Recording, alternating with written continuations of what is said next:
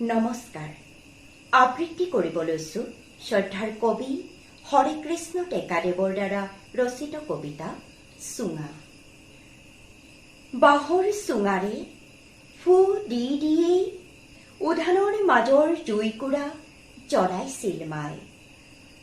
মুখখন ৰঙা চিঙা পৰিছিল আৰু কেতিয়াবা কেঁচা খৰিৰ ধোঁৱাই চকু পানী উলিয়াইছিল।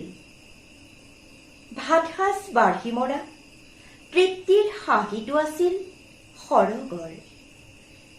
বচুঙাত বতুলি শালত কাপোৰ জোৰোতে আহৰি নাছিল আনফালে চাবলৈ। ল'ৰা ছোৱালীক নতুন গামোচা দিওঁতে হাঁহিটো আছিল জগত জিনা।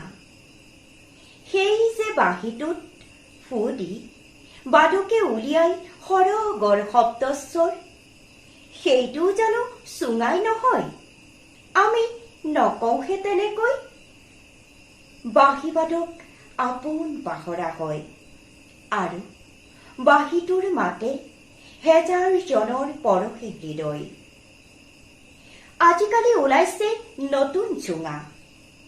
খঙাল ডেকাবোৰে কি বিচাৰে নজনাকৈ ফু দিয়ে তাত। ৰঙা ৰঙা খং জুই ওলাই তাৰে আৰু হুলুকা হুলুকে তেজ কৰে কাৰোবাৰ। সেই চুঙাৰে নোলাল বাঁহীৰ মাত, শব্দত সকলো স্তব্ধ। কাৰোবাৰ ঘৰতে আখল নজ্বলে সিদিনা ফু দি মৰা কিৰিলিবোৰত, কিৰিলিবোৰত জম দুৱাৰতো মেলে ভাত।